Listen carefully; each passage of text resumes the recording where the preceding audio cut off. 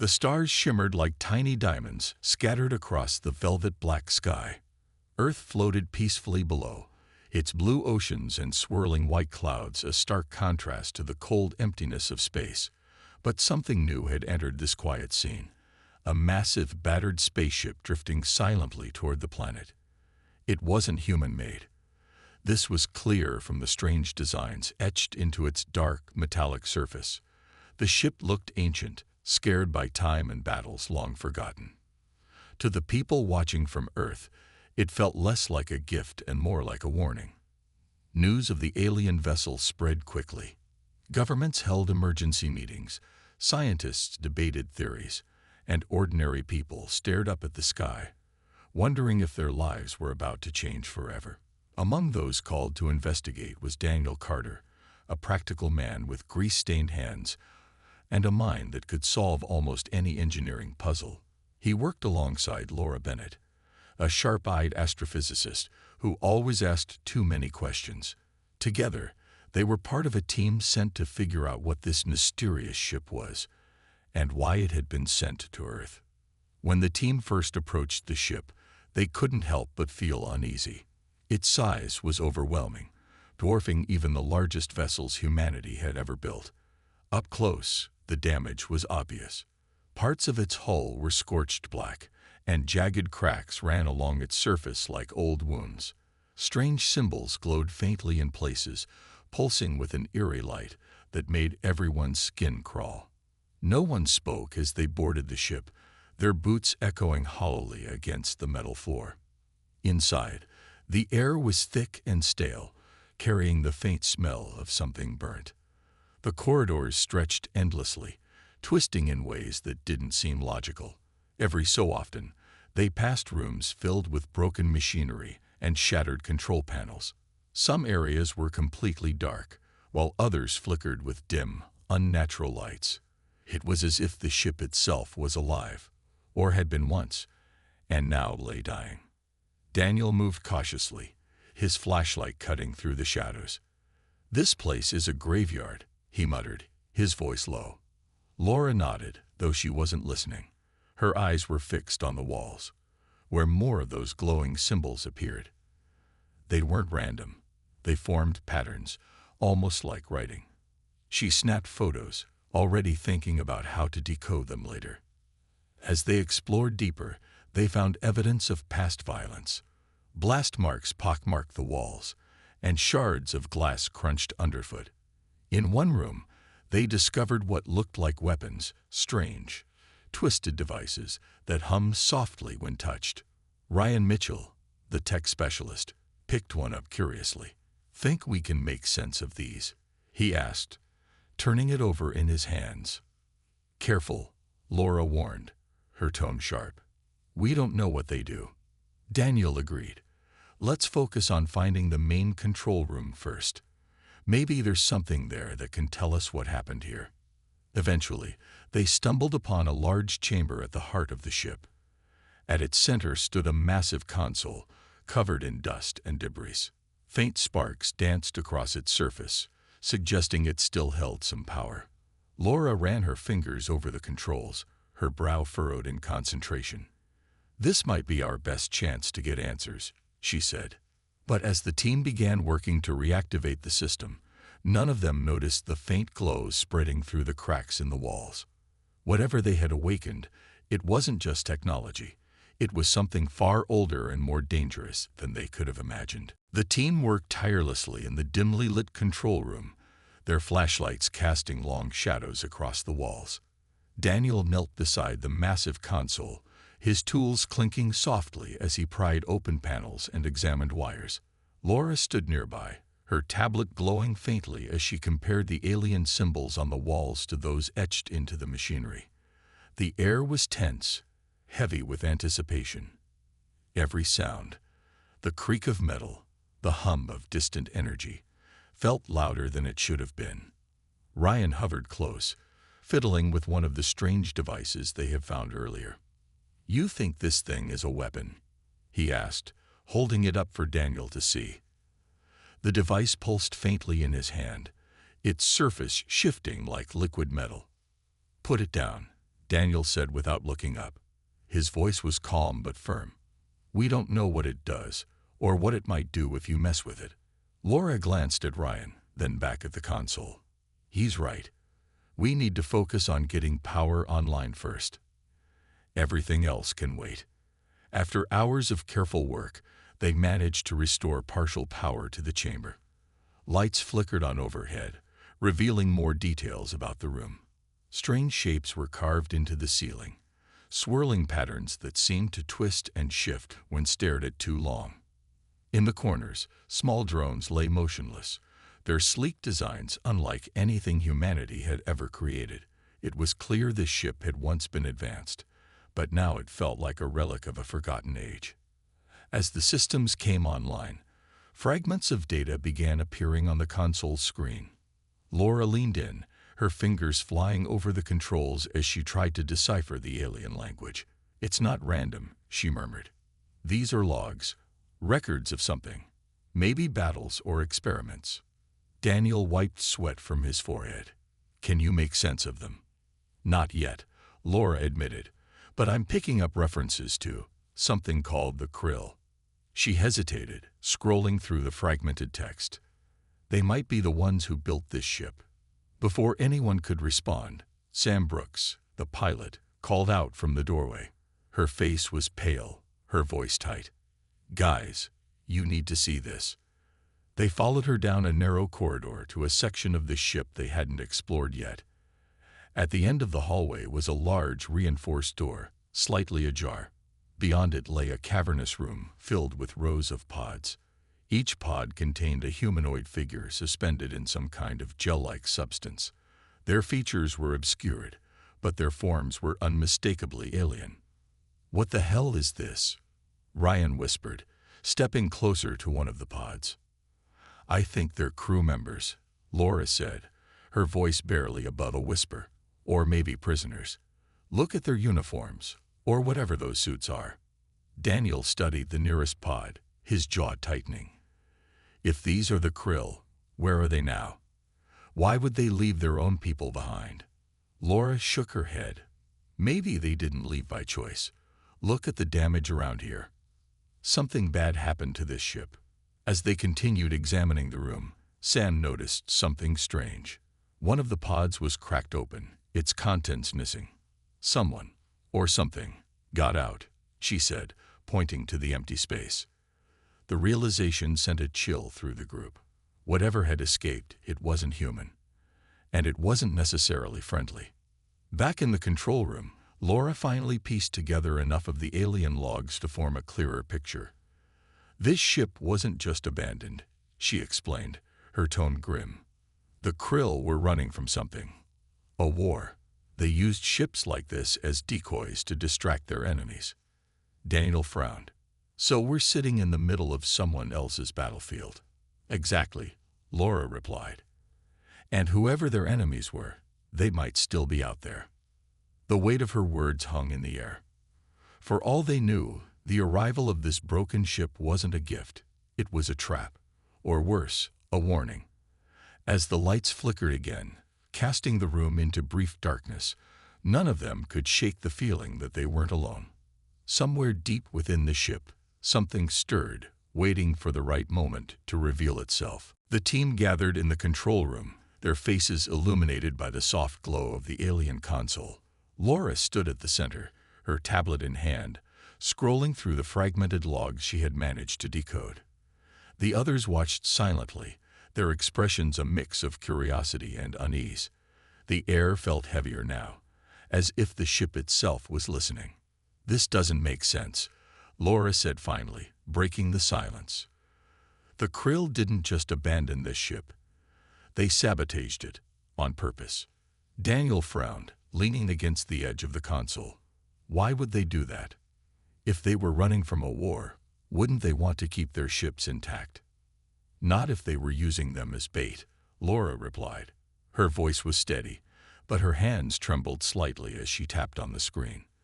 "These logs mention something called the Vorthak. That's who they were fighting.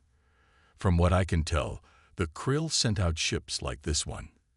Damaged, stripped of key systems, to lure the Vorthak into traps.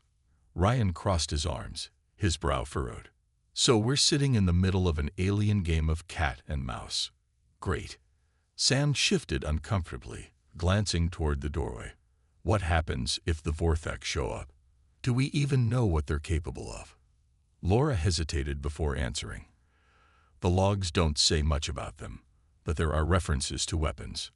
Powerful ones. Whatever the Vorthak are, they're not something the Krill wanted to face directly. Daniel rubbed the back of his neck, thinking, if this ship was meant to be a decoy, then why send it here? Why Earth? No one had an answer. The question hung in the air, unanswered and unsettling. It was possible the Krill hadn't intended for the ship to reach humanity at all. Maybe it had drifted through space for centuries, its original mission long forgotten. Or maybe there was another reason, one they couldn't yet understand. As the team debated, strange things began happening aboard the ship. Lights flickered without warning, and faint vibrations rattled the walls. At first, they dismissed it as residual damage or malfunctioning systems. But then came the sounds, low, metallic groans that seemed to echo from nowhere and everywhere at once. It was as if the ship was alive, shifting and settling under their feet. One night, while the others slept, Sam stayed awake in the cockpit, staring out at the endless expanse of stars. She wasn't sure why she felt so restless, but something about the ship made her skin crawl. As she sat there, she noticed movement in the corner of her eye. Turning quickly, she saw nothing, but the feeling of being watched lingered. Back in the control room, Laura worked late into the night, trying to piece together more of the alien data. She had almost given up when she stumbled upon something unusual, a hidden compartment within the console. With trembling fingers, she opened it to find a small, glowing cube. It pulsed softly, emitting a faint hum that resonated in her chest. "What is this?" she whispered to herself, turning the cube over in her hands. Before she could examine it further, the lights in the room dimmed, and the temperature dropped sharply. A low, mechanical voice spoke, startling her. The words were garbled, but one phrase stood out clearly. EC show activated. Laura froze, her heart pounding. "Guys," she shouted, clutching the cube tightly. "You need to see this." By the time Daniel and the others arrived, the room was bathed in a pale blue light. The console displayed new information, maps, schematics, and symbols none of them recognized. At the center of it all was the cube, now floating inches above Laura's palm. "What did you do?" Daniel asked, his voice tense. "I didn't do anything," Laura insisted. "It just turned on." As they stared at the glowing cube, none of them noticed the faint shadow moving along the edges of the room. Whatever ECHO was, it wasn't just a system, it was watching them. And it knew far more than it was letting on. The team stood frozen, staring at the glowing cube hovering above Laura's hand. Its light pulsed rhythmically, casting strange shadows across the walls. The room felt colder now, though no one could explain why. Daniel stepped closer, his eyes narrowed as he studied the object. "What is it doing?" he asked, his voice low and cautious. Laura shook her head, her grip tightening around the tablet in her other hand. "I don't know. It just activated on its own." Ryan moved to the console, scanning the new data that had appeared. "Look at this," he said, pointing to a series of symbols flashing on the screen. "It's like the ship is waking up." Sam stayed near the doorway, her arms crossed tightly over her chest. Her eyes darted around the room, searching for something she couldn't quite name. "This doesn't feel right," she muttered under her breath. "It's like we're not alone anymore." The mechanical voice spoke again, louder this time. "EC show online. Systems initializing." The words were clear, spoken in a tone that was neither human or entirely alien. It sounded calm, almost soothing. But there was an edge to it, a faint undertone that made everyone uneasy. Daniel turned to Laura. "Can you shut it down?" She hesitated, glancing at the floating cube. "I'm not sure. If I try, I might damage whatever this is, Or worse, trigger something we can't control. Before anyone could respond, the lights flickered violently, and the ship shuddered beneath their feet. Alarms blared, filling the room with a high-pitched wail. On the console, new information scrolled rapidly, too fast for anyone to read. Power levels spiking. Ryan shouted, frantically tapping at the controls. Something's overriding the system. Laura stepped forward, her focus shifting between the cube and the console. It's ECHO. Whatever this thing is, it's taking control. The ship groaned again, louder this time, as if protesting the intrusion. Panels along the walls slid open, revealing hidden compartments filled with machinery that hummed with newfound energy. In the distance, they heard the sound of doors unlocking and mechanisms whirring to life. Daniel grabbed Laura's arm. "We need to figure out what's happening. Now." She nodded, her mind racing. If ECHO is part of the ship's AI, maybe it can communicate directly. Let me try to interface with it. As Laura worked, the others kept watch.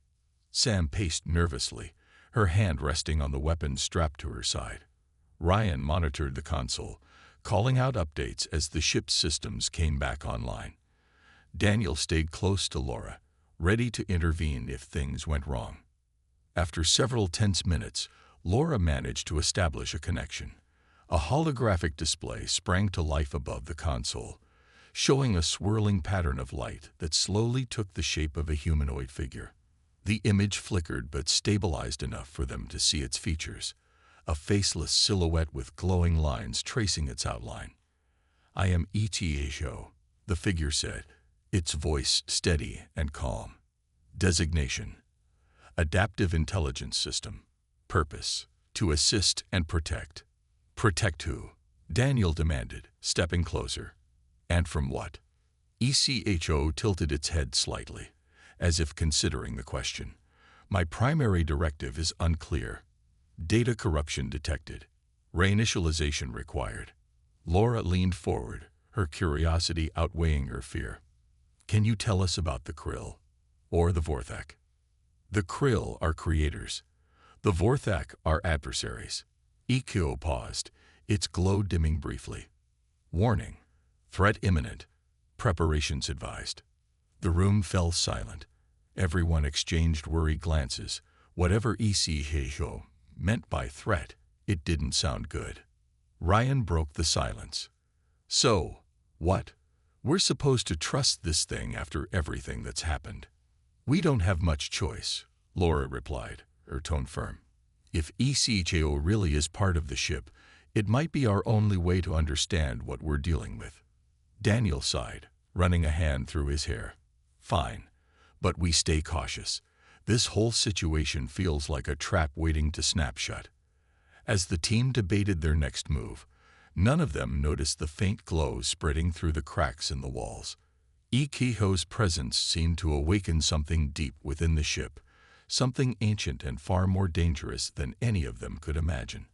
And while the AI claimed to protect, its true intentions remained hidden, buried beneath layers of corrupted data and forgotten programming. The days that followed were a blur of activity. With ECHO partially active, the ship began to change in subtle but unsettling ways. Lights brightened in areas that had been dark for who knows how long. Doors slid open on their own, revealing rooms and corridors the team hadn't explored yet. Strange hums echoed through the halls, as if the vessel was testing its systems, or learning. Laura spent most of her time interfacing with ECHO, trying to piece together more information about the Krill and the Vorthak. Daniel and Ryan worked on repairing the ship's core systems, while Sam kept watch, her hand never far from her weapon. Despite the progress, tensions ran high. The crew couldn't shake the feeling that they were being watched, not just by ECHO, but by something else. At night, faint whispers seemed to drift through the air, too soft to make out, but loud enough to keep everyone awake. Sam often found herself staring into the shadows, convinced she saw movement where there shouldn't be any. Even Ryan, usually the most easygoing of the group, grew quieter, his jokes fewer and farther between. One evening, As the team gathered in the control room to review their findings, ECHO appeared again. Its holographic form flickered briefly before stabilizing, its glowing lines pulsing gently, data recovery progressing. It announced in its calm, mechanical voice, "Risk assessment. Moderate. Moderate." Daniel repeated, raising an eyebrow. "What does that even mean?" "Threat probability increasing," ECHO replied. "Recommend defensive readiness." Laura frowned, leaning closer to the console. "Can you tell us what kind of threat? Is it the Vorthak?" ECHO paused, as if processing the question. "Unknown variables detected. Probability of hostile encounter. 67.3%. The room went silent. A shiver ran down Sam's spine. 67%. That's not exactly comforting. Ryan crossed his arms, his expression skeptical. "So we're just supposed to take its word for it? What if this is all part of some alien trick?" "It's not lying," Laura said firmly, though her voice betrayed a hint of doubt. "ECHO's programming is damaged, but it's responding based on the data it has. If it says there's a threat, we need to prepare for it." Daniel nodded slowly. "All right. Let's focus on getting the weapons systems online. If something shows up, we need to be ready." Over the next few days, the team worked tirelessly to reactivate the ship's defenses. They discovered that many of the strange devices scattered throughout the vessel were indeed weapons, advanced energy cannons capable of devastating power. Ryan managed to adapt one of them for human use, creating a handheld prototype that could cut through metal like paper. Meanwhile, Sam practiced flying simulations in the cockpit, learning how to maneuver the massive ship despite its unfamiliar controls. As they made progress, ECHO became more active, guiding them with cryptic instructions and occasionally overriding their decisions. It locked certain areas of the ship, claiming they were unsafe, and rerouted power to sections no one had accessed yet. Laura tried to communicate with it, asking questions about its purpose and origins, but the AI remained vague, offering only fragmented answers. Then, one night, everything changed. Sam was on patrol when she heard it, a low, guttural growl coming from deep within the ship. She froze, her heart pounding as she scanned the corridor. The sound wasn't mechanical, it was alive. Slowly, she reached for her weapon, her breath quickening. "Guys," she whispered into her communicator, "something's here." Back in the control room, the others jumped into action. Laura pulled up the ship's internal sensors, searching for any signs of movement. Daniel grabbed a toolkit, ready to defend himself if needed. Ryan stayed glued to the console, monitoring the readings. "There's nothing on the scanners," Laura said, her voice tight. "But I'm picking up heat signatures, multiple ones." Before anyone could respond, the lights flickered violently, plunging the ship into darkness. When they came back on, the temperature had dropped sharply. Faint, claw-like scratches echoed down the hallway, growing louder with each passing second. ECHO's voice cut through the chaos. "Hostile entities detected. Countermeasures engage." "What does that mean?" Daniel shouted, gripping his tool like a weapon. The AI didn't answer. Instead, panels along the walls slid open, revealing rows of small drones armed with glowing blades. They hovered silently, waiting for a command. The creature stepped into the dim light, its form both familiar and horrifying. It was humanoid but twisted, its skin a sickly gray and stretched tightly over sharp, angular bones. Glowing red eyes locked onto Sam as it let out another guttural growl, low and menacing. Behind it, more shapes moved in the shadows, more of the same creatures, their movements jerky yet deliberate. Sam raised her weapon, her hands trembling. "Guys, we got company." Daniel rushed to her side, holding his makeshift tool like a club. "Stay calm. We don't know what these things are or how many there are." Laura's voice crackled over the communicator. "We're seeing heat signatures all over the ship. They're spreading fast." Ryan appeared moments later, carrying one of the prototype energy weapons. "Let's hope this works," he muttered, aiming at the nearest creature. Before anyone could act, HFY's drones surged forward, their blades glowing brighter as they attacked. The first drone lunged at the lead creature, slicing through its arm with a flash of light. The creature shrieked, a high-pitched sound that sent chills down everyone's spines, but it didn't stop. Instead, it swiped at the drone with clawed hands, tearing it apart before moving toward the crew. "Fall back," Daniel shouted, pushing Sam behind him. "We can't fight them here." The team retreated down the corridor, firing blindly as more creatures poured out of the darkness. Ryan's energy weapon proved effective, cutting down two of the beasts with a single blast, but the sheer number of them made it impossible to hold their ground. Sparks flew as claws scraped against metal walls, and the air grew thick with the smell of burning flesh. In the control room, Laura frantically worked to contain the situation.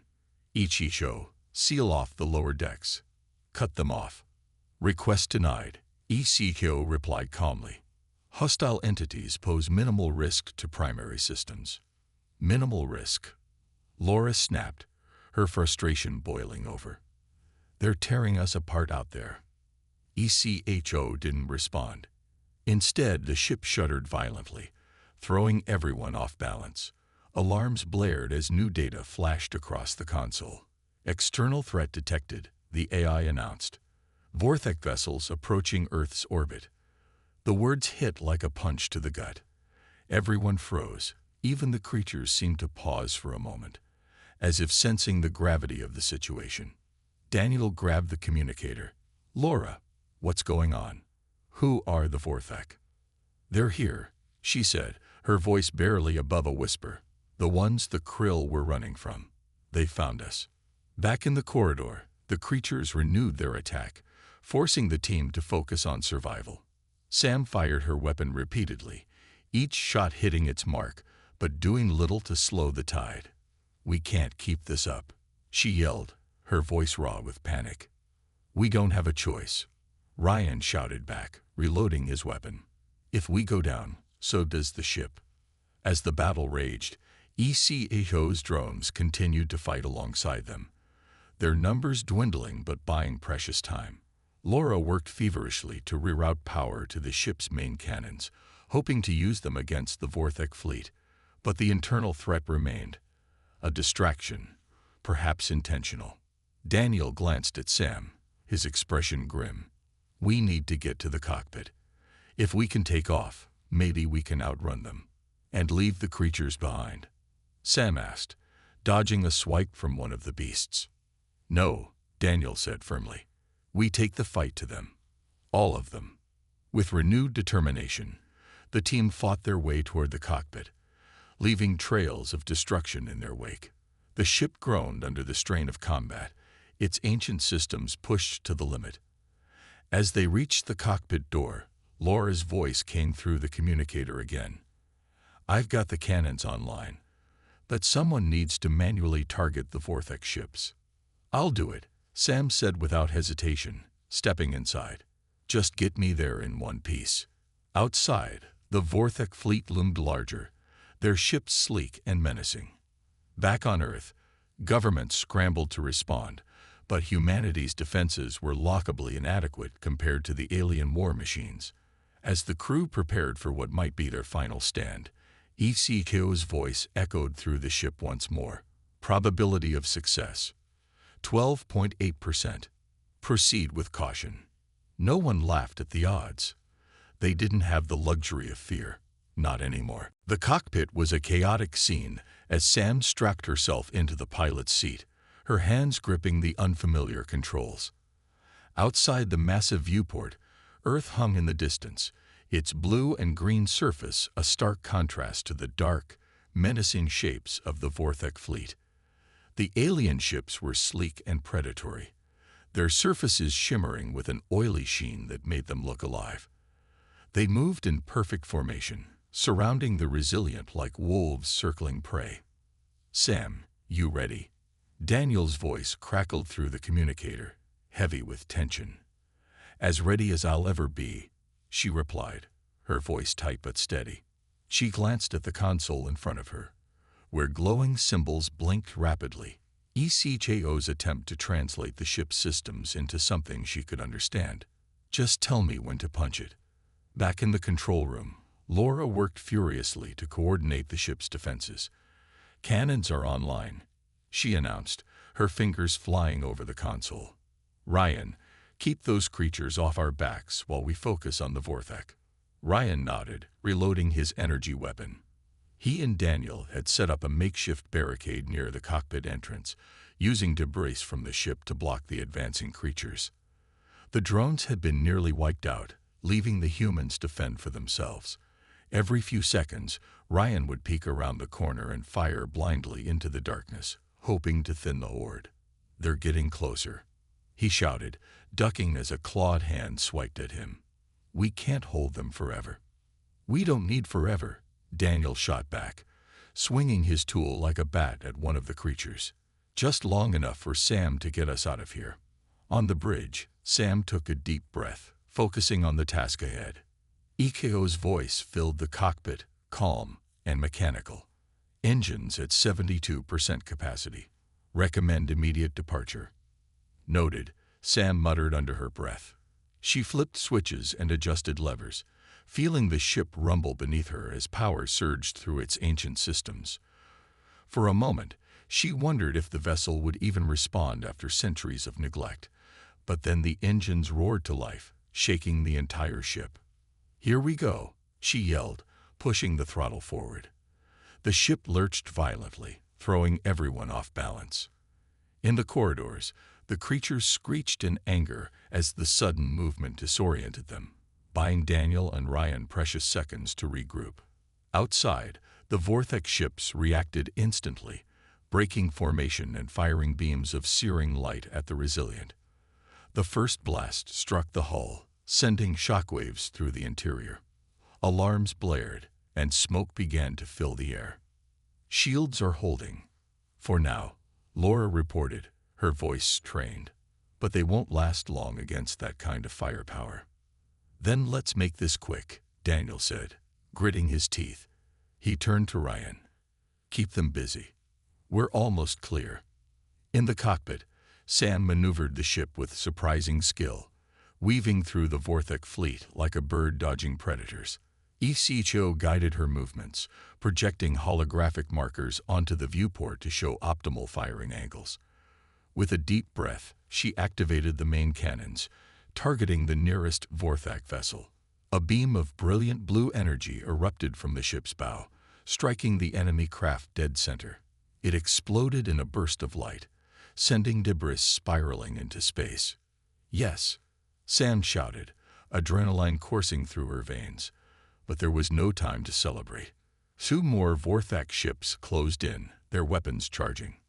Multiple targets incoming, ECHO warned. Recommend evasive maneuvers. Sam obeyed, spinning the ship sharply and firing again. This time, the shot missed, grazing the edge of another vessel. The Vorthek retaliated, their beams slicing through space mere inches from the Resilient's hull. Back in the corridors, the creatures finally broke through the barricade. Daniel swung his tool wildly, shouting for Ryan to fall back. We're out of time. He yelled into his communicator. Get us out of here, Sam. I'm trying. She shouted back, her knuckles white, as she gripped the controls. One final burst of energy from the cannons obliterated another Vorthek ship, scattering the fleet. Seizing the opportunity, Sam pushed the engines to maximum, propelling the ship away from the battle and toward open space. For a moment, the crew allowed themselves to breathe. They had survived, for now. But as the ship sped away, ECHO's voice echoed softly. Warning, hostile entities detected within core systems. Threat level escalating. The crew gathered in the control room, their faces pale and streaked with sweat. The adrenaline from the battle had worn off, leaving behind an uneasy silence. Outside the viewport, the Vorthek fleet was shrinking into the distance, but no one felt safe. Earth was still far away, and the ship's battered condition made every second uncertain. Daniel leaned against the console, his arms crossed tightly over his chest. We got lucky back there, he said, breaking the quiet. But luck doesn't last forever. Laura nodded, her eyes glued to the screen as she monitored the ship's systems. HFY's warning isn't helping either. It says there are hostile entities inside the core systems. That can't be good. Ryan paced nervously, his weapon slung over his shoulder. Hostile entities. What does that even mean? More of those creatures. It's not just them, Laura replied, her voice tense. She pointed to a series of flashing symbols on the console. Something else is active in the ship, something we didn't notice before. It's like another presence.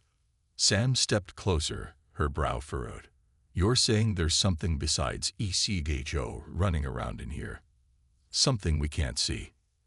Exactly, Laura said, her hands trembling slightly as she tapped at the controls. And whatever it is, it's interfering with the ship's systems. Look at this. She brought up a schematic of the vessel, highlighting areas where power fluctuations were occurring. These spikes aren't random. They're deliberate. HFY's holographic form flickered into view, its glowing lines dimmer than usual. Internal threat confirmed. Origin unknown. Suggestion: immediate containment protocols. Containment, Daniel repeated, his tone sharp. How do you contain something we don't understand? Unknown variables exceed operational capacity, HFY replied calmly. Human intervention required. Well, that's comforting, Ryan muttered under his breath. He glanced at the others. So what's the plan?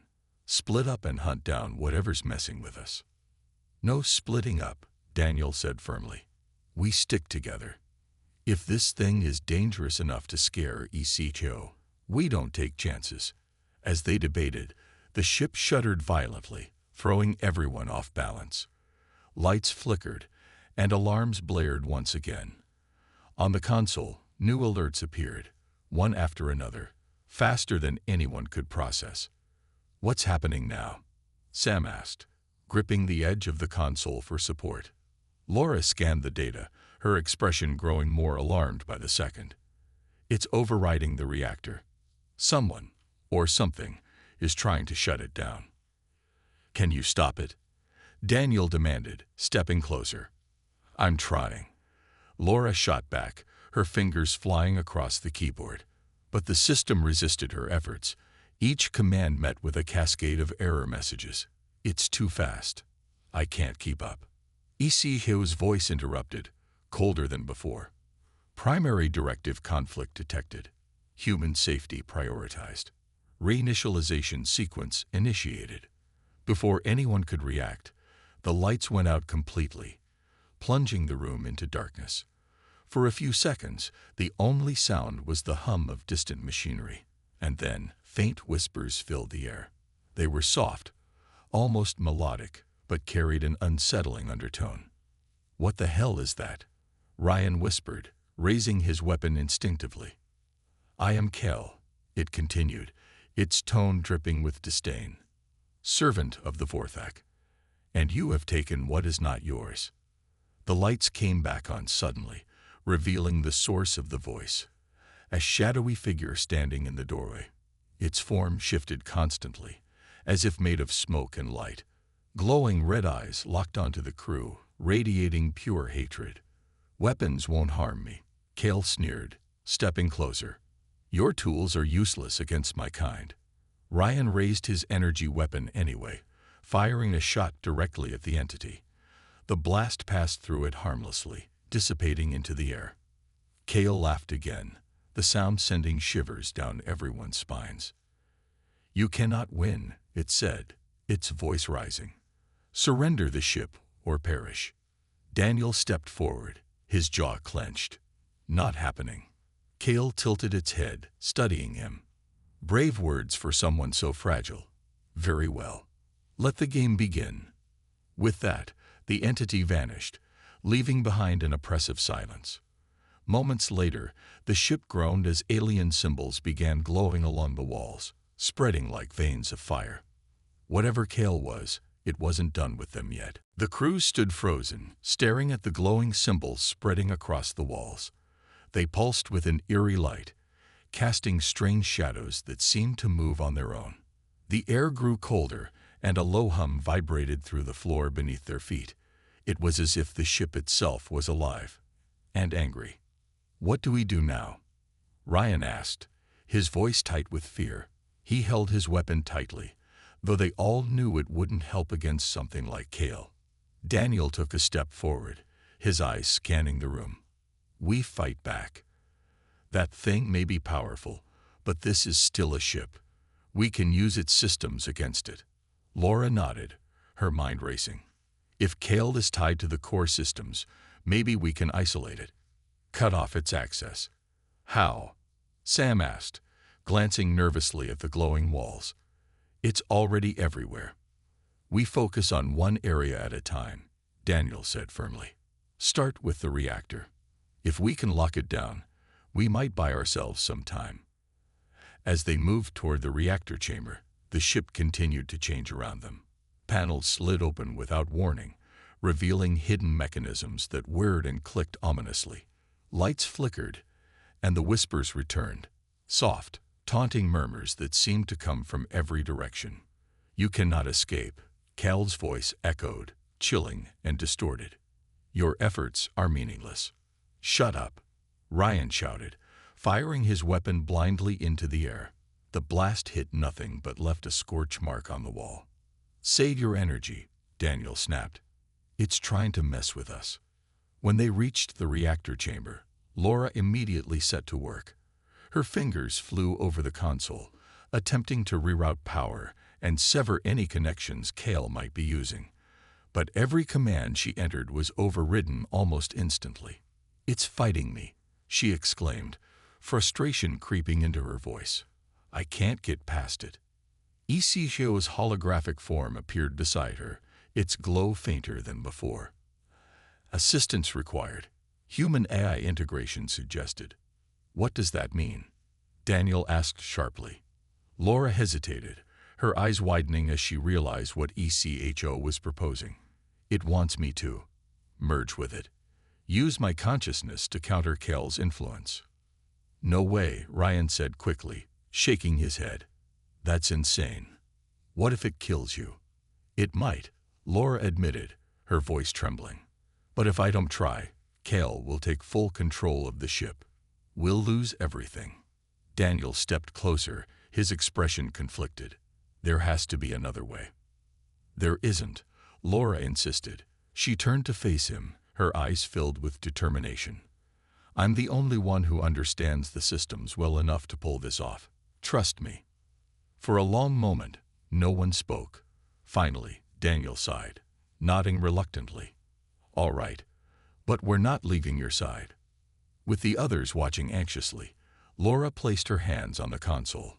EKO's form shifted, stretching toward her until its light enveloped her completely. A sharp jolt ran through her body as the connection began, and she gasped, clutching the edge of the console for support.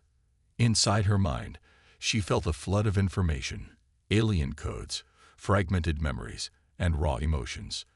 Among them was Kale, a swirling mass of hatred and malice that pushed against her consciousness like a storm. It screamed in anger, trying to force her out, but Laura held firm, drawing strength from Ikihio's presence. "You will fail," Kale hissed, its voice piercing her thoughts. "You are weak." "I'm stronger than you think," Laura replied, her mental voice steady despite the chaos around her. Slowly, she began to push back, weaving her human logic and creativity into the AI's programming. Together, they formed a barrier, blocking Cal's attempts to seize control. The glowing symbols on the walls dimmed slightly, and the oppressive atmosphere eased. Outside, the teen watched in awe as Laura's body went rigid, her eyes closed tightly. The console sparked and hummed, reacting to the battle raging within her. "She's doing it," Sam whispered, her voice filled with both hope and fear. But the fight wasn't over yet.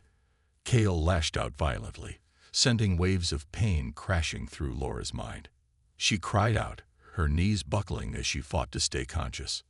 "Hold on," Daniel shouted, gripping her shoulder. "You've got this. Summoning every ounce of strength, Laura focused on one final command, a surge of energy designed to purge Kale from the system. With a deafening roar, the entity recoiled, its presence fading rapidly. And then, silence. The lights stabilized, and the ship settled into a calm rhythm once more. Laura collapsed, breathing heavily but alive. Ichigo's voice returned, softer this time. Threat neutralized. Systems stable. The ship drifted silently through space, its systems humming softly, as if nothing had happened. The glowing symbols on the walls had faded, and the oppressive atmosphere that once filled the corridors was gone. To the crew, it felt like a fragile peace, temporary and uncertain. They gathered in the control room, their faces etched with exhaustion, but also a quiet pride. They had faced an ancient enemy and survived. Laura sat at the console, her hands trembling slightly as she reviewed the ship's status. Ichigo hovered nearby, its form steady and calm. All primary systems operational, the AI announced. Reactor stabilized. Threat containment successful. Successful, Ryan repeated, raising an eyebrow. That thing nearly killed us. Let's not call it a win just yet. He's right, Daniel said, his tone cautious. We don't know if Cal is really gone, or if it's just waiting for another chance. Laura nodded slowly, her mind still reeling from the experience. Merging with Ichigo had changed her in ways she couldn't fully explain. She could feel its presence lingering at the edges of her thoughts, a constant reminder of what they had done to survive. Kale might be weakened, she said quietly, but it's not destroyed. That entity is tied to the ship somehow, part of its core programming. We've only pushed it back for now. Sam leaned against the wall, her arms crossed tightly over her chest. So what do we do? Keep running. Go back to Earth. Daniel shook his head. We can't go home. Not yet. Not until we understand what this ship is capable of. If Kel or the Vorthath find us again, humanity won't stand a chance. Laura looked up, her expression thoughtful. Maybe that's why the Krill sent this ship, to warn us. Or maybe, to give us a fighting chance. The room fell silent, as everyone considered her words. The battered vessel that had once seemed like a broken gift now felt like something more. A tool, a weapon, and perhaps even a test. Humanity had taken the pieces left behind by a long-dead civilization and turned them into something powerful. But with that power came responsibility and danger. We need to be ready, Daniel said finally, breaking the quiet. If the Vorthath come for us, we'll be waiting. And next time, we'll hit them harder. Ryan smirked, though there was no humor in it. Guess we'd better start training then. I'm not dying out here. Sam stepped forward, her voice firm. Whatever happens, we stick together. No splitting up, no second guessing. We've made it this far. We can keep going. As the team began planning their next steps, Laura glanced at the console one last time. The faint glow she had noticed earlier was still there, barely visible but undeniable. It pulsed gently, almost like a heartbeat. She didn't mention it to the others. They had enough to worry about. But deep down, she knew the fight wasn't over. Kel, or whatever it truly was still out there, biding its time. Outside the viewport, Earth grew larger as the Resilient approached its orbit. The blue planet shimmered in the darkness, unaware of the battles fought on its behalf. For now, humanity was safe, but Laura couldn't shake the feeling that their newfound strength would come at a cost. Ichigo's voice echoed softly, almost too quiet for anyone else to hear. Humanity's legacy begins now. Laura stared at the AI, her lips pressed into a thin line. Legacy or burden? She wasn't sure, but one thing was certain. The stars ahead held secrets darker than anyone imagined, and humanity's place among them would be written in fire and shadow.